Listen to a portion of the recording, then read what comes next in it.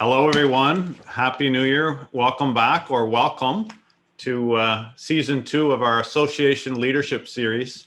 I want to welcome back Donna Berger, a shareholder at Becker. Donna, welcome back. Happy New Year.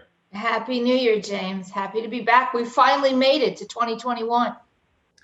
And my name's James Donnelly, founder and CEO of the Casa Group, and we have another action-packed hour for you. But we're going to, I just want to remind everybody, we're doing these webinars twice a month. I'm doing one normally early in the month, and then my partner Craig is doing one, in fact, next week on the 13th.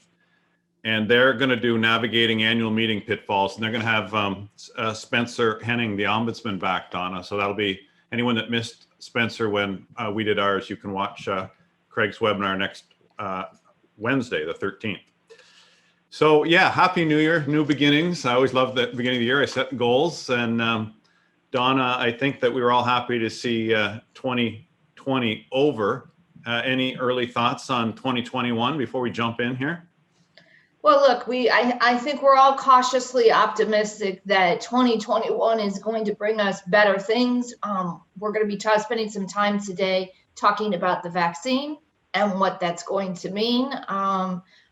Look, I'm just happy that 2020 is in the rearview mirror and that we've managed to keep a lot of people very safe in our communities.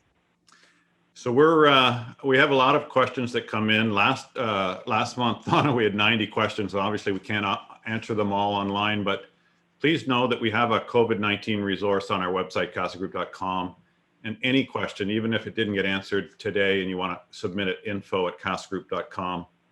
I also want to remind everybody, a disclaimer, Donna is, of course, so generous with her time and her mind, but not giving us legal advice today, just giving us some guidance to know what questions to ask and what things to consider.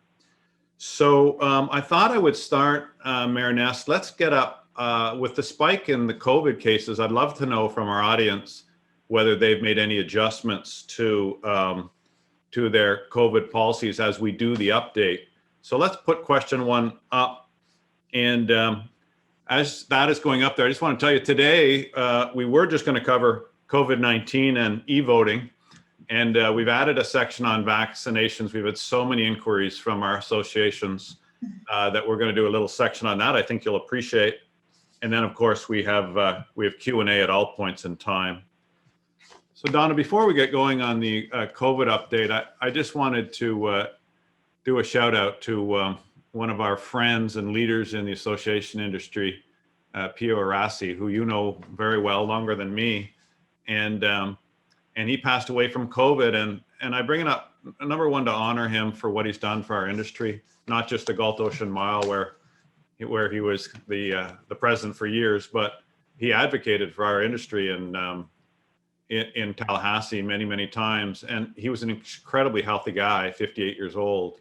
So just like this, it doesn't matter how healthy or how careful you are, this COVID is a dangerous virus. You know, James, it was a shock to hear of Pio's passing. I first met Pio back in 2003 when we were first starting the fight against the mandatory sprinkler retrofits in our older high-rises throughout Florida. He grew to be a family friend, he and his wife, Lisa. When we heard about his passing, as you said, 58, healthy, great musician, great on the tennis court too.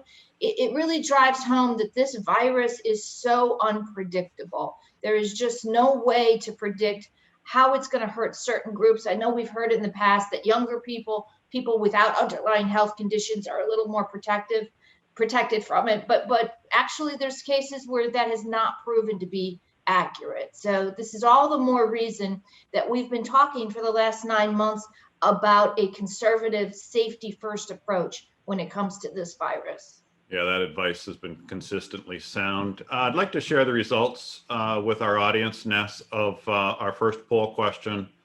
So we do have, Donna, 16% of our community is increasing restrictions, which I'm actually really happy to see. Last month, we didn't have that many. And we're going to talk about it in a minute here, the numbers, but the numbers are record numbers. So you'd think we'd have some adjustment. So these, the only one that's a bit surprising there is decreasing in restrictions, 15 of our listeners. But there, one of the reasons we do these polling is I think our audience finds it interesting to see what their peers are doing. So part of this is relevant to our webinar, but part of it is just good information to share. Donna, any And the decrease in restrictions, James, could be because it's a smaller community where the people they anticipated who normally come down for the winter are just not here. So I'm hoping that's it, because sometimes you can safely decrease restrictions if your particular circumstances warrant it. I would not recommend decreasing your COVID restrictions without discussing it with association counsel first. Agreed. The other thing I want to highlight is there's a lot of news about the new variant. And I think, there's not too much we know about it now, other than obviously it's a little more powerful, but it seems to be in the same family of viruses, and indications are that the vaccines will be applicable. But until we get these vaccines out there, that new variant is going to be another risk for us. In terms of numbers and executive orders and whatnot, in both Texas and Florida, the numbers are off the charts. They've now exceeded our all-time high on infection rate. In Texas, there have been no new executive orders, but Donna, we do have some news on the emergency order. Maybe give us an update on that. Yeah, last week, James, Governor DeSantis issued Executive Order 20-316. That executive order extends Florida's state of emergency until Saturday, February 27th. So what does this mean? Remember the back and forth we've had throughout this of, is he going to extend it? What's going to happen? So now we know, as we sit here today, that boards until February 27th have the emergency powers still at their disposal when it comes to creating those COVID safety protocols. So again, you've got the statutory powers that you have had in place. Remember, not all of the statutory powers were triggered by the pandemic, but the vast majority were. So speak to your association counsel. And again, I continue to recommend, James, that boards go back and review these protocols on a monthly basis, because you may be able to decrease, but as we just saw in your push poll, you may need to be increasing. And I suspect that some of the communities that are increasing, and I know this anecdotally from my own communities, is because they have active infections right now in their community. Donna, we've been, I don't want to say waiting, but we knew there'd be some litigation related to COVID, and there was a kind of high profile case only because it made the news in Palm Beach at the Meisner Park condo, I think it was. I won't mention the people's names, it is in public, but it doesn't matter, to the point that there is some litigation. I know you're familiar with it. Maybe just share the nature and what our audience may need to know about kind of the early litigation that we're seeing about COVID. Yeah, this lawsuit was particularly interesting, James, because it's a couple who tested positive for COVID-19 in their multifamily building. The association and manager were notified of it, but then those people proceeded not to stay inside their units. So they were seen out and about. The nature of the case was that it was a false imprisonment claim, that they were falsely imprisoned inside their unit. Well, in fact, that wasn't the case. What happened was the standard demand letter, of which I have sent several when I've got individuals who have tested positive for COVID-19 in a multifamily building, which means they need to traverse the corridors, the elevators, they may go in the mail room, the laundry room, the gym, or the pool. It's standard to say, look, folks, you need to stay quarantined. You can leave for medical appointments, but other than that, every one of my clients has taken steps, and I'm sure at Castle we've discussed the steps you take to make it easier for those people, whether it's trash, removing the trash, delivering the mail, assisting with other, walking the dog, even everything to keep those people safe and to keep all their neighbors safe. So what this association did is they did deactivate the fob because the COVID positive people continued, according to the story in the lawsuit, they continued to access the common areas. Now, I think that an association, remember, every time we talk about liability, potential liability, it's tied to foreseeability. So there is definitely a foreseeability of risk if you have COVID positive people indoors interacting with other people, that they will transmit that.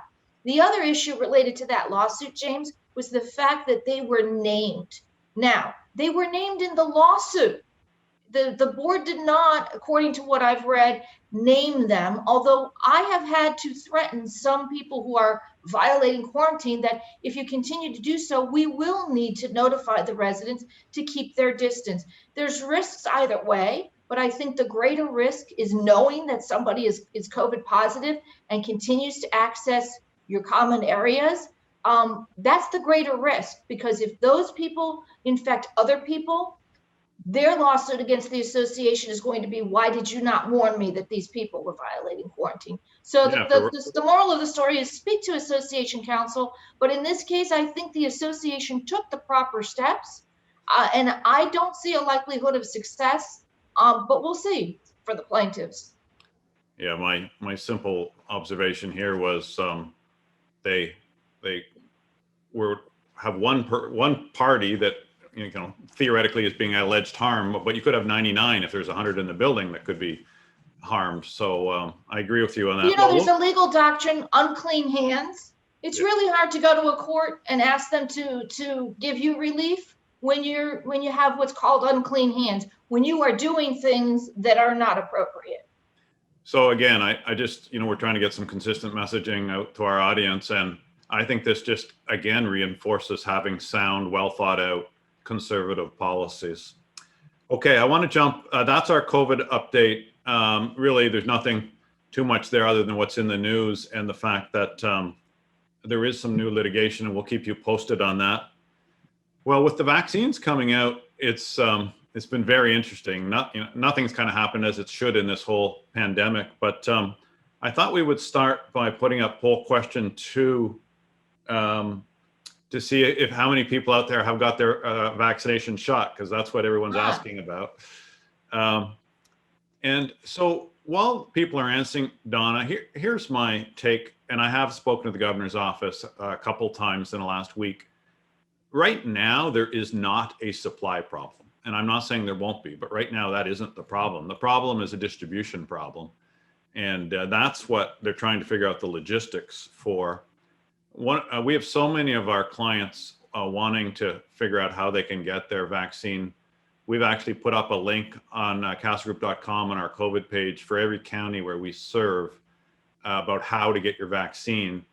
And obviously these are the public ways to get it. It's regulated federally. The ownership is the state, and the administration to get it out to the people is at the county. So I was kind of bound to have some logistical errors, but I can tell you, we're talking to county administrators to figure out how we can help get it to our clients. And one of the things, so they've got it coming out through obviously the hospitals. Once they get the inventory to the pharmacies, they will start distributing it that way. I know Publix has got 3 counties coming up, I think next week. Actually tomorrow, starting January 8th in 3 counties, yeah. And then there's these other things called pods. And if you're in, they've taken huge communities like Kings Point, Century Village, where there's 10 and 15,000 residents. And the state went to those communities and said, can we distribute there? Because it was kind of low-hanging fruit to maximize the impact on the senior community. Well, we have lots of, Donna, you and I have lots of senior communities, 55 plus, that would love to have the vaccine in the community, but most of them are 1,000 units or under. So what we have asked both the counties, in some counties, and the state is, can we, as management companies, consolidate some communities and create our own pod? And I know I've got clients listening right now that have offered to open up their community, and they've checked with their legal counsel, and obviously they're doing a great favor to their community if we can make it happen. But I think what's most important is that distribution is finding its way. And I know the industry, our industry, is doing all we can to try and open up new avenues so that our clients can get vaccinated. And that leads me to sharing this poll, Mariness, and you can see how many have got it. Donna, any comments on distribution of the vaccine? Listen, from what I've read, we have approximately 8 million Floridians who are age 65 and older. We've got 20 plus million Floridians. I see here we've got 5% that've gotten the shot so far. There's bound to be distribution issues, James. This started out, my phone blew up when the Kings Point in Delray and the governor came the day that those shots were given. At that point, 300 shots were given in a community with thousands of residents. So that was the start. It was kind of the kickoff. Now, the community where my mother-in-law lives, which is Kings Point and Tamarack, they are starting their shots. My mother-in-law has an appointment for Friday. My parents my dad, who I've said before, is 91. My mom is 88. They live in Weston. They live in a community association, but it is not a retirement community. Thus far, as you said, these larger communities, they have been contacted by the state. It's not as if they contacted the state and the state said, oh, that's a great idea. They were actually contacted because of the density of the elders in their location. That doesn't mean that we can't look to create our own pods, which is what you're doing. And at Becker, we're doing the same thing with our 5,000 clients. We're looking to try to see if we've got, geographic locations where we could open up a clubhouse, where there's sufficient space indoors and outdoors, where we could have medical personnel come in. And look, I don't think the state is going to turn down any reasonable efforts on the part of the citizenry and the community association industry to assist with the rollout of this vaccine. Yeah. Just for some numbers, so I think there's 20 million doses in the States, and the 5 million have been administered out of 330 million people in our country. So that, we've got some time to go there. One interesting fact that was shared with me the other day was, you can take that down.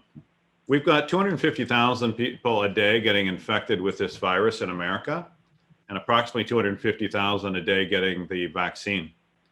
And both of which have a similar effect. So we have 500,000 people a day getting COVID protection of one form or another. And I bring that up because with 330 million people, we've still got 660 days to go. So I'm just trying to manage expectations. This is at least a year before we get this kind of throughout the country, and not just our country. Obviously, with international travel, we've got concern even internationally. But all that to say, we are on our way. And what I wondered about is whether you think there should be any policy discussions at the board level about vaccines. I've heard people discussing mandatory vaccines to use amenities or mandatory vaccines for employees. Donna, thoughts about that? Well, the mandatory vaccine question, we're certainly going to hear a lot more about that in the coming weeks and months, James. But here's the thing. We don't mandate vaccines to use the pool in terms of mumps or measles or chickenpox or any of the other, highly contagious diseases that are still out there. Now, that may be because the vast majority of Americans have already been vaccinated for those illnesses. But as you know, over the last few decades, there have been measles outbreaks. There have been mumps outbreaks because children today, some of them are not getting vaccinated for a variety of reasons, whether it's a fear of the vaccination or autism or what have you. I think trying to mandate vaccination in order to use the common elements is going to be entirely problematic. For instance, in a condominium in a cooperative, James, if that common area is open, those owners in a condo, they own, let's say there's 100 units, they own 1/100th of the pool. They own 1/100th of the gym. So to say you can't go into that unless you provide proof of a COVID vaccination is going to be problematic. Now, we've talked before about the policies some of my communities have implemented in terms of this. You're coming from out of state right now. We don't want you to use the pool or the gym for 10 days, with the exception that if you can provide a negative COVID test result upon arrival, then you can use it. I could see an encouragement of that. I don't see a mandate. The same thing with employees. I think a lot of our associations are going to want to encourage employees to get vaccinated. And that may take the form of, hey, we will give you a paid day off to go get vaccinated. The same way some employers did with voting. But I think you really need to speak to association counsel and labor counsel if you're doing this with your employees as to how far you can push the envelope when it comes to requiring vaccination. Yeah, and let me just give a management comment on this, Donna. We've been asked, will we mandate vaccinations at the employment level? And there's, obviously there's, what's right, then there's EEOC, OSHA, there's all kinds of regulation. What I can tell you is there's so many accommodations or variances from a mandate that it's fraught with more risk for an employer than there is to do the mandate. So I can tell you, a council group has decided we are not mandating vaccinations, but I do have some clients that are asking me to have their employees vaccinated, and that's obviously going to be up to the employee. But what may happen in some of these communities, so I'd advise some caution that making that requirement may mean you have different employees, and some of your favorite people who know your community may not be able to be there. And they may not. Well, and we saw with the rollout, James, that there were some adverse reactions to the vaccines in some people who have allergies. So, sometimes there are medical objections to taking a vaccine. Sometimes there are religious objections. If you're a mixed community with families with children, there are issues with parents who don't want children vaccinated. So again, it's a potential can of worms with the vaccination. And by the way, the vaccination alone is not the magic bullet here. Well, because we've got 2 doses. We don't know when immunity actually kicks in. We don't know if that person can still be contagious with somebody else, but the vaccine just protects them from getting terribly ill. We have a lot of unanswered questions here before you start mandating things. Yeah, I want to get this question up, Mariness, because it's related to this topic. Poll question 3, and while that's going up, Donna, I think the question we're going to get from our communities is, almost 100% of our communities have a mask policy. Well, now we're going to have vaccination. Does that impact, should our boards be adjusting their policy to no masks because of vaccinations? Or do we keep that policy until, the virus is wiped out? Thoughts? So here's the thing. I'm an attorney. You are a management company CEO. We are not the scientists here. So I think that our communities, we're going to reach out. We're going to rely on the science. And the science is evolving. But just doing away with mask mandates, from the early, dialogue I've heard on that is in no way being recommended. They are saying it's going to be many months before the vaccines provide a sufficient level of protection. Yeah, my unscientific feeling at this point is we're going to have the mask policy until the science says we shouldn't have the mask policy. Marinette, share those results. I was wondering if people are already considering mandatory vaccines. I know it may have some legal implications that our audience will have to check with their attorney, but you can see from the results here that not a lot of our associations are thinking that way at this point. Well, James, let me just say there was I believe it was 1905, could be 1900. I think it's 1905, the Jacobson case, a United States Supreme Court case. In that case, a city mandated smallpox vaccines, but that was a municipality mandating it, not a private residential community. So we will also be looking, I'm sure there are going to be some cases out there, whether it's employees being required to vaccinate, or private employers requiring it, cities requiring it. I think we only have to wait to see what the cases are also going to say on this. Yeah, I have a couple of questions I just want to address. There's some questions about how associations can still have restrictions when basically Governor DeSantis has opened us up, and Texas is actually a little more restrictive than Florida right now. But I think, at least in Florida, DeSantis had this philosophy: open it up so everyone can work and the businesses can survive, and then give as many tools as possible to the communities to control their own microenvironment and get the vaccine out as fast as possible. Now, they haven't executed that yet, but if they can, and that's why I believe he extended the emergency order, Donna, so that each of our communities have the ability within this wide open framework to put in some safeguards. So I think that's how I reconcile kind of the phase 3, everything open, with restrictions in a community.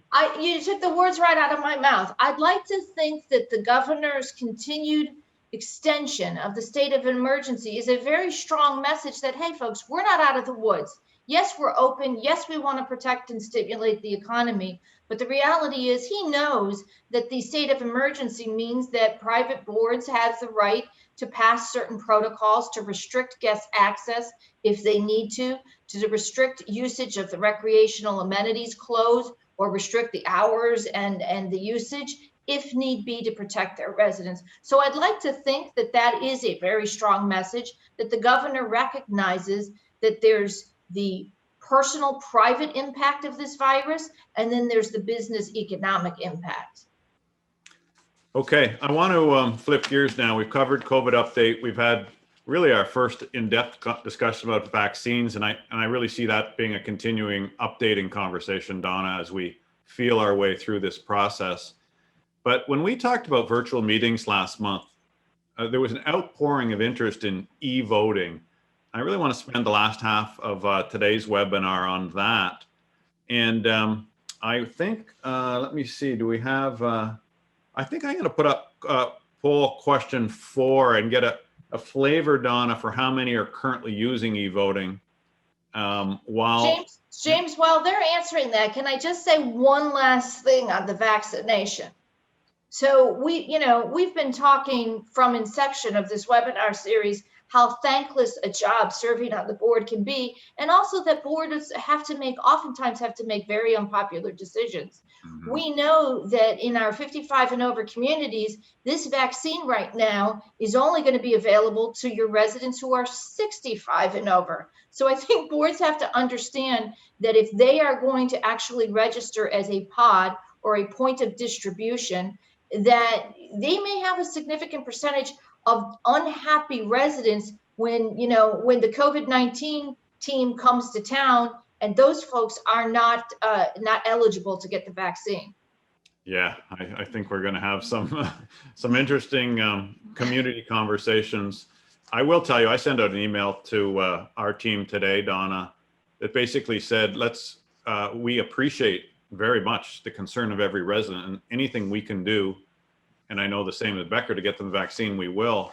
But it is not the responsibility of an association or these boards that are listening to get vaccinations out. I know it would be great help, and obviously it makes your community safer, but I am a little worried that our residents are putting too much dependence on the community to get them the vaccine, and that's really not its role as much as we are trying to make that happen. And boards have to be prepared for the backlash. So for those people who've already gotten their vaccine somewhere else, they may not love the fact that you've opened up the community for other people to come in and get the vaccines. As I said, in 55 and over, the people younger than 65 may not love that fact. So, oftentimes boards with good intentions, their actions fall into the category of no good deed goes unpunished. Just know that they got to be prepared for not going to make everybody happy, whichever decision they make.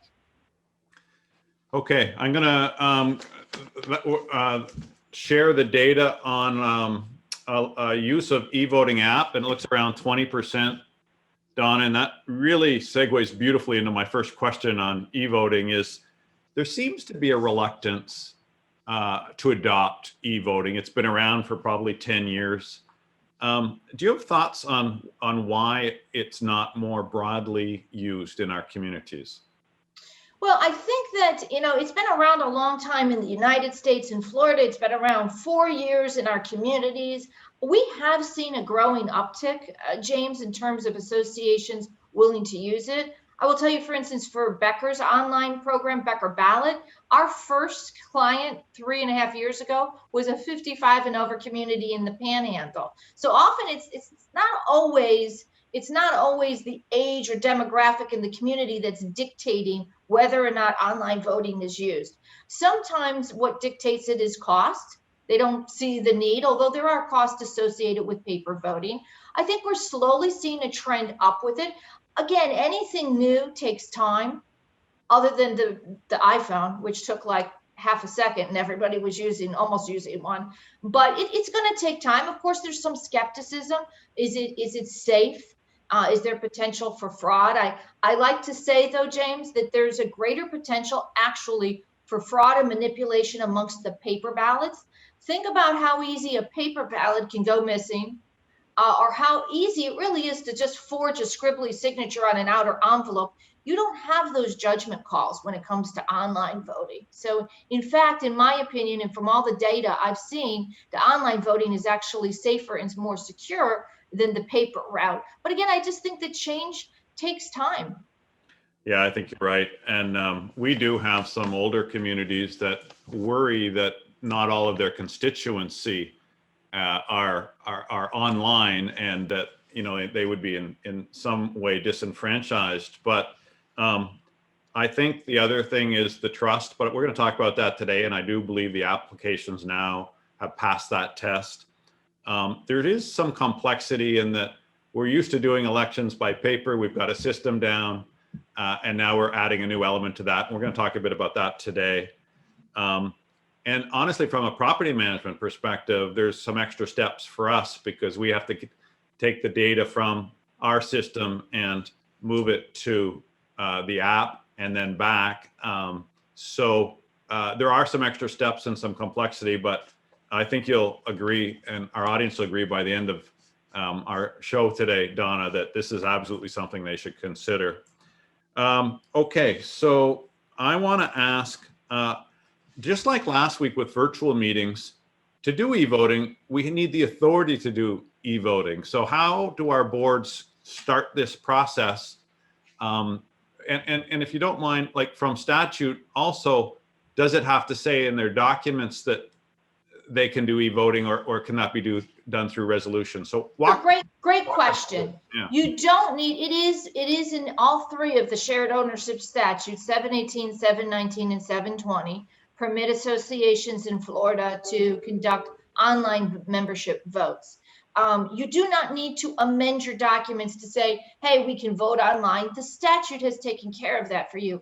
However, I do caution boards because there are some documents that say that members, they've got weird language that says a member must vote in person at the meeting, okay? So if you've got that language, speak to counsel. In those limited instances, those associations may need to amend their documents because there may be specific language about how ballots are cast, okay? But for the vast majority, it's already authorized under the statute. So the starting point, James, is the board must pass a board resolution authorizing online voting. That resolution must be approved at a board meeting for which 14 days advance notice is given. It says it right there in the rule in the statute. So 48-hour notice is not going to be good enough. Sorry to interrupt, Donna, but there's 2 points here I think are so important. Number one, it's not a normal 48-hour notice meeting. That the statute's specific that it's 14 days notice. And the second thing is you don't require an owner vote. This is a board decision. So I think these are important distinctions. I'm sorry to interrupt you, but. That is correct, James. You don't need your members to say, hey, we want online voting. The way your members have input in this is whether or not they fill out the consent to vote online. So once you've got your 14-day notice for the board meeting, and you've got your board resolution authorizing online voting. By the way, James, it is good for associations to work with counsel who have working knowledge of how an online voting system works, because I have seen some board resolutions that basically say, we're going to do online voting, signed the board. In my opinion, that is a woefully deficient board resolution. There's a lot that goes into it. For instance, when I do my resolution, we want to make sure that people understand we're using a third-party provider, and the board is not going to be held responsible if you get a virus or malware. It's unlikely, but your board resolution needs to take into account a lot of different things. People can revoke their consent. What do you want the consent? And I know we're going to talk about consent in a second, the difference between the consent to vote and the consent to receiving notices electronically. So you need a well-rounded board resolution authorizing electronic voting, because that kind of sets the guardrails for how you're going to use this. By the way, mine says that it's not to be used every single time. Your board resolution should specify this. It's at the board's discretion which meetings you want to use online voting for and which you do not. Otherwise, that resolution could be held against you where somebody says you have to use it every time and you may not want to. Okay, so now we've got our authority. What would be some compelling reasons for our associations to want to do this? And let me throw out, with the whole pandemic and Zoom and remoteness, I think maybe the inflection point we need to get this a larger adoption. But when in our discussions in preparation for this, Donna, you talked about people who don't want to leave their home now because of COVID. You talked about international owners who aren't traveling right now. These are some reasons that have really aggregated now that this may be a good time to try it. Absolutely. I mean, listen, James, there were compelling reasons to embrace this technology before the pandemic hit. And those reasons were to encourage and increase membership participation in important membership votes. For instance, many times when a new client would come to me and they're a 30-year-old community and I see they've passed one amendment over 3 decades, I'd say, what's happened here? We can't get anybody to vote. So one of the things that has really, helped to increase membership participation is offering another option. It's important to mention that the statute clearly says you can't force everybody to vote online. You always have to continue the paper route for those owners who are more comfortable voting the regular way, which is by paper. You still have to offer that to them. But this is a new way to capture a whole other percentage of your owners who feel more comfortable doing what we're doing, sitting at a computer, pressing send, and they have voted. Now the pandemic brought another benefit, which is safety and security. But when you're trying to amend your documents, you're trying to get a vote on reserve funding, whether or not it should be waived or partially funded. Let's say you're dying to do that lobby renovation project, but it's a material alteration and your documents say 75% membership approval, which is the same as what the statute says. That's a relatively high threshold to achieve. So my advice is anything you can do to increase the likelihood that you can pass these important membership votes, you should probably explore it. We have some of our communities that don't fully fund reserves. They either, and most of them do a partial funding, and of course that requires a vote. And we've actually had some budgets be delayed because they couldn't get the vote to waive the reserves, but the alternative was a huge increase in maintenance. So e-voting would have been a way that they could have got the requirements to get that vote approved. So there's an example. I want to put up question 5, Mariness. I asked who's using e-voting, and it wasn't that many, but I wanted to know what the experience of people is with their e-voting. And I know we're not going to have a lot answering this because we didn't have that many using it. But while that's up there, I've got some questions about what applications could be used for this. And I will tell you, we try not to endorse any specific products on the show for obvious reasons. Becker has an excellent product called Becker Ballot. And I can just list you some of the ones that our clients are using. ONR is a good one. Get Quorum, Host, Simply Voting, Vote HOA Now, and Becker Ballot. But we can provide our audience with references for all of those. I do, though, Donna, one of the concerns about some of the communities is, well, I won't control my annual meeting if it's an annual meeting or an election. And so some of these companies aren't just an app. They come and run your annual meeting. And that may be attractive to maybe some self-managed communities. Obviously, managed communities, or if they have their attorney there, it's one of the things we get paid to do. So it's best to use us. But on that note, our range of cost, and I've had some questions on the chat about cost, it ranges from about $350 for kind of a one vote to a couple $1,000 if you're going to use one of the companies where they actually provide a person there. And that may sound like a lot of money, but I think in the bigger scheme of things, you don't have to do e-voting for everything you vote on. Right. So I don't think cost should be a deterrent, Donna, for e-voting. Well, I think a couple different things. When you're searching for an e-voting platform, you want to deal with a company that absolutely assures you that they are in compliance with Florida law, because there's penalties if you are using a product that does not, and it also risks having whatever vote you take be nullified. So you absolutely want your company to assure you that they are operating in compliance with Florida law.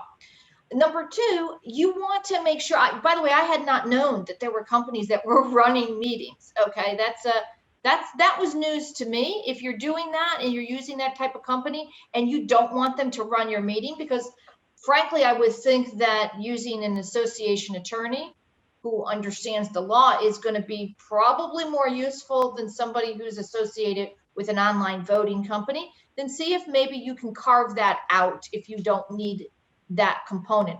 And then thirdly, customer service, customer service, customer service.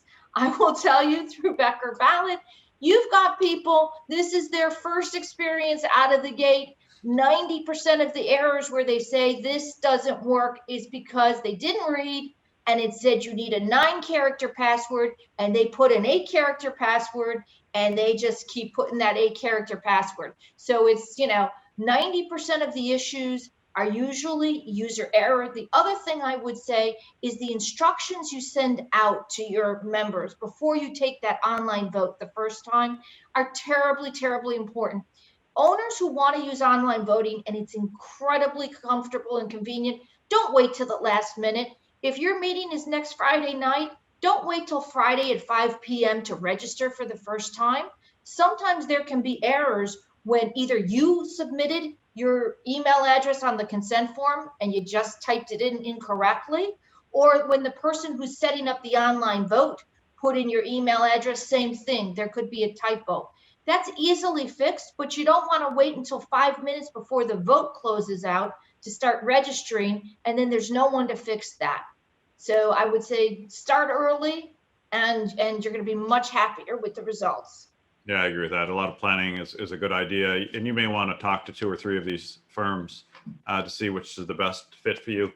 One distinction I want to make is the fact that Florida statutes require a paper option. So it's not like we can get a majority vote of our community and they say electronic and we go electronic. So again, I think that's another one of the reasons why the adoption has been slower, but we do still have to have a paper option.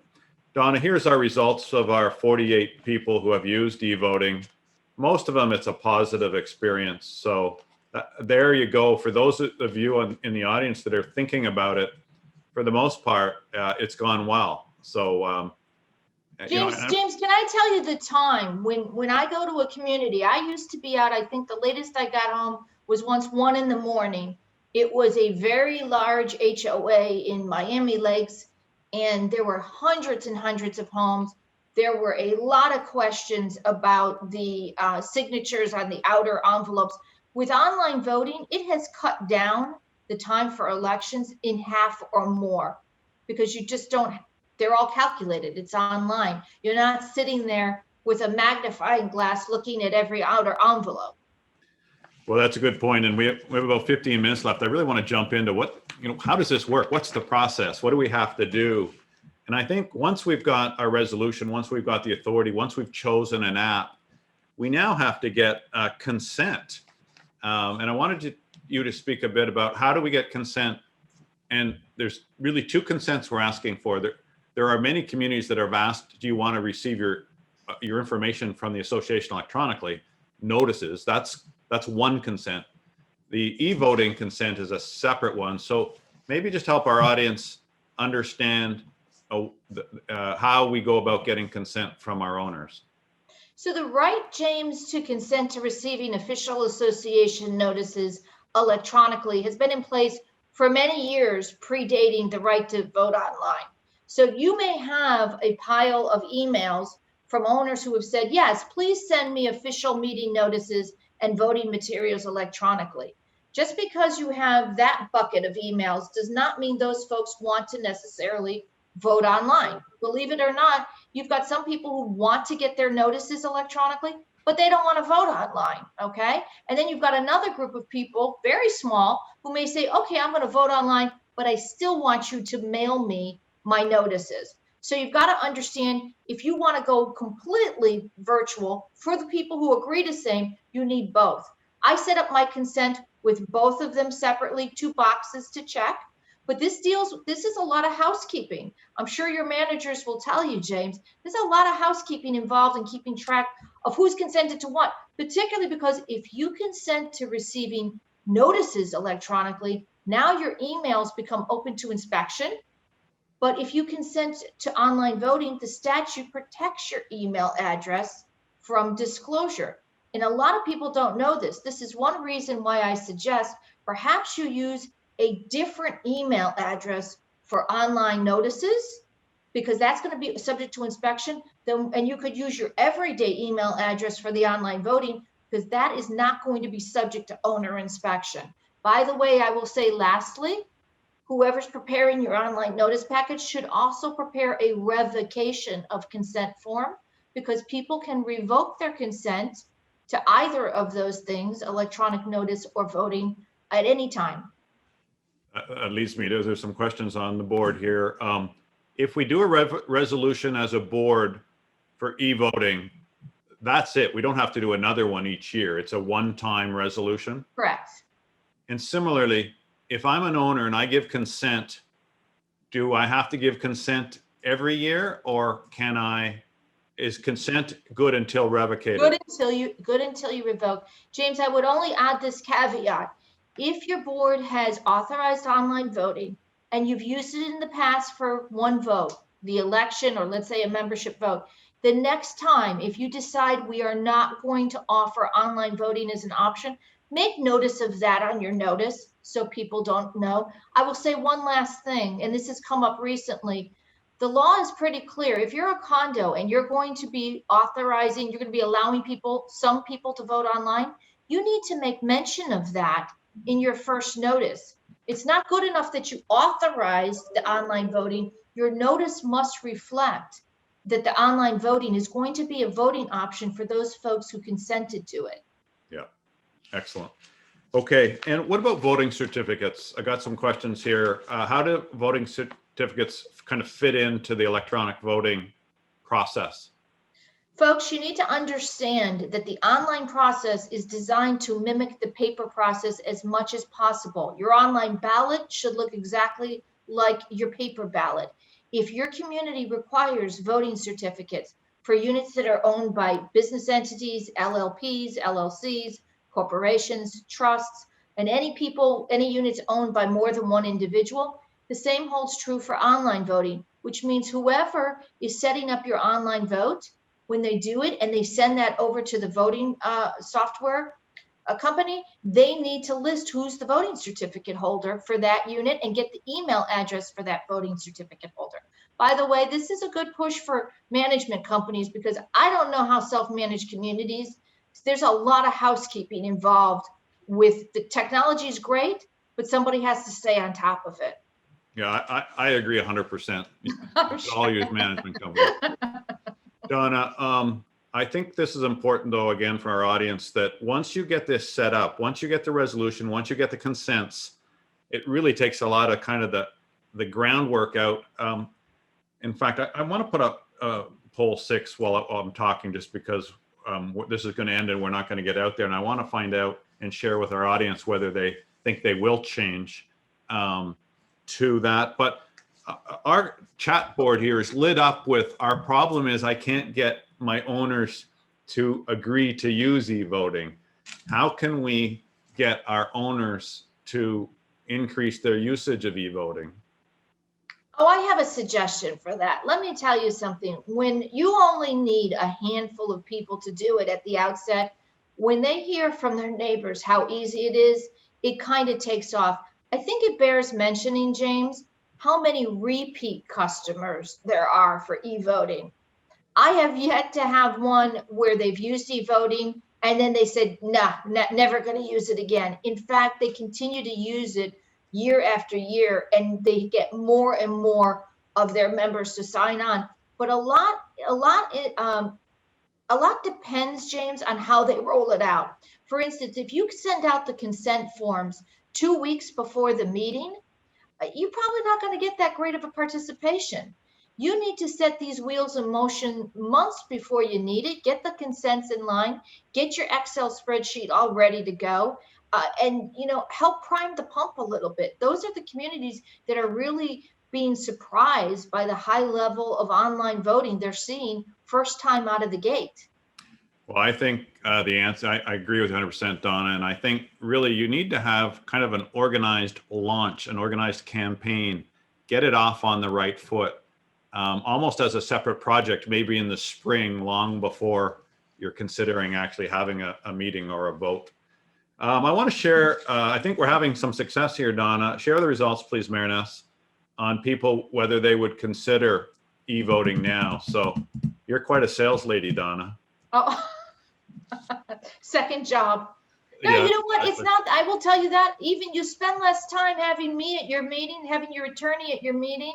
But again, is it for everybody? Probably not, but I do think it's going to be the wave of the future. I do want to say this, James. Right now, the board alone makes the decision whether or not they want to go the e-voting route. You recall our conversation with Spencer Hennings, his debut in the association world. One of Spencer's ideas was, why shouldn't the owners be able to request online voting if a certain percentage want it? Just like right now, a certain percentage can petition to have an election monitor. So Yeah. I think our boards out there need to be prepared that at some point, the choice of whether or not online voting is going to be used may be taken out of their hands and put into the hands of the owners who want this, particularly in communities where we have a lot of out-of-state and international owners. For them, online voting is a godsend. Yeah, I've seen the early bills that are being put forward for HOAs this session, and I don't see that in there, but I think you're right, it will be. Okay, Donna, we're going to do some rapid fire. We've got 5 minutes left and 1,000 questions. What Okay. about quorum? How does establishing quorum work if you're having a virtual meeting and or using e-voting? Okay, two different things. If you're having a Zoom meeting, hopefully, again, like we said last time, you've done a board resolution authorizing membership virtual participation at your membership meetings. So you can do the quorum as people are coming in. Whoever's hosting the meeting, you're keeping track of the owners in attendance. That's how you will track quorum. And if you're voting on anything, you're counting the limited proxies that were sent in. On an e-voting platform, it's the same thing. It's the number of online ballots that have been submitted, along with those people who have submitted the paper proxies and those who show up at the meeting. That's how you're going to calculate your quorum. So it's really no different, right? It's really no different. It's just the way you're delivering that. Correct. Now, you and I had a very interesting discussion, or at least was to me, about whether it's an election or perhaps for a material alteration or another vote. The timing, because a lot of people's concern is the security of the vote. No votes twice.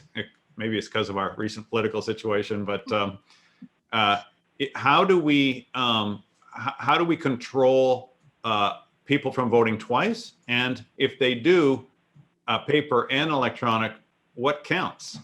Hey, folks, I'm going to give you an easy tip.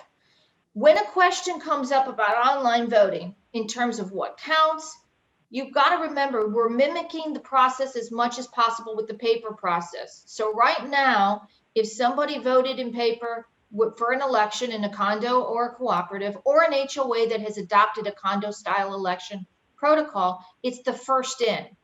If Mrs. Smith gave you a ballot and then 3 days later came down and gave you another ballot, you would tell Mrs. Smith, I'm sorry, you've already submitted your election ballot. We're not taking another ballot from you. It's the same thing online. When it comes to election of directors in Florida, it's the first submitted, the first ballot submitted, which is why it's important for your paper election ballots to be date stamped for somebody, because if we do have a conflict, you count the first election ballot. Now, for other types of votes, James, whether it's amendment, reserve funding, any of those, people can change their minds. Happens all the time. You know what? I reread the amendment. I don't like it. I want to revoke my proxy. Same thing online. It's the last one in before the vote is called. So if it's an election, it's the first. If it's anything else, it's the last. Correct. And I know at Castle, when we process the paper at our office, we have a machine that date stamps to meet that. But a lot of you are having your elections in at your properties, and you need to make sure that you have, as those envelopes come in, they get stamped, date stamped. And when I say stamped, it could just be writing on the date, but that's how we determine which is which. Handwrite in when you got it, date and time. And because online, it won't show who voted for whom, but it will show that that this owner voted at this time on this date. Interesting. Okay. What about anonymity? I mean, I don't want people to know who I voted for. Is there any difference with electronic voting? Electronic voting is almost safer than anonymity. We see many owners in condo and cooperative and even HOA elections where they have waived their anonymity because they've actually signed the ballot. They're not supposed to. You're supposed to fill out the ballot and put it inside the inner envelope, but they signed the inner envelope or they signed the ballot, and now we know who you voted for. Online, that doesn't happen. Online, it is they fill it out and the system is set up. And again, I can only speak to our system, but the law requires anonymity for an online program. So I can't imagine there's any online voting program doing business in Florida that hasn't also built in those guardrails where you can't see whoever the host is, whoever's setting it up, whether it's a board member or a manager, cannot log into an election vote and see which owners voted for which candidates. They can only see that a vote was cast online, and that's so you don't have the double voting. Okay, and I just want to end this conversation. I know we're getting a little granular, but I think it's very interesting. If you haven't done e-voting, these questions are interesting. So now it's game day. It's election. We're in a room. Most people aren't because of it's COVID, and we have our app with data spitting out of the votes, and then we've got our monitors and our counters, and we even recommend a camera on the whole operation so that it can be completely transparent to the owners. Any kind of final thoughts on how that works, and or should our owners have any concern about the outcome being correct using this a paper and electronic? I think it's a great vote, and we hear a lot about integration. So think about it this way. You've got your counting committees, right? A lot of times I go out and you've got 3 people at a table. One's opening, one's reading off, one's tabulating, another person's looking over the shoulder. It's no different. You've got this laptop here. I'm doing your vote. I've logged in and I'm looking at the vote. Same thing. The people can come look over the shoulder or show them. You want to be transparent. It's the same thing. You're going to see a tabulation. The only thing is, what I'm doing on this laptop is going to take me about a second. It's going to take that table over there probably about 30 minutes to an hour to do what it's going to take me a second. And then what we do is we just read off. So if Jane Smith has 45 votes online, we're going to ask our people counting at the counting tables to give us the number of votes for Jane Smith. We're going to add the paper votes to the online votes. And voila, you've got a final, you write it down, you got the final tabulation. Now, I know some of the voting systems do like a integration, or they make you wait. You could do that. I mean, I call that a bell and whistle.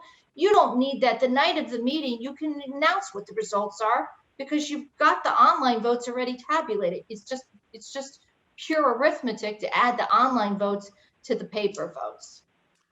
Well, that's great. Well, Donna, I think this has been very helpful, and obviously our intent wasn't to kind of answer all the questions because we can't, but it was to whet your appetite for reconsidering. Has it been an hour, James? We need like another. Yeah. Well, when you're having fun, Donna, I mean, you and I are. I don't know about our audience. We can't see them, but we are so grateful you're on. We had I think 400 people on there today, so they wouldn't be on there if they weren't interested. So Donna, I want to, first of all, thank you. I want to tell the audience there's a lot of questions about what applications to use. I think what we'll do is put up on our website a list of the ones our clients are using. I'm not endorsing them, and I don't want some app who's not on there. By the way, Donna Becker will be on there. Just say we're not. I mean, we're not endorsing any, but there's several. I think we have 6 applications that our clients are using and we have some experience with, and we'll put those up so that our audience knows, and we also know those are Florida compliant. So we're going to have that on the website. I also remind everybody we have the vaccination reference material for your county up there, and we'll try and keep that updated. Bear with us, it literally changes every day. We have Craig doing the webinar with Spencer Hennings next Wednesday. And then Donna, you and I are back next month. And we actually haven't chosen the topic. We'll obviously do a COVID update and a vaccine update. But what happened with the e-voting is we moved it up. Like, we weren't scheduled today, but the audience wanted it. So we get a lot of feedback with the survey that we're about to send out, and feed that back to us, and we will get out to you what the topic will be for next time. So happy New Year, everybody. Thanks for rejoining us. This leadership series has just been a lot of fun, Donna.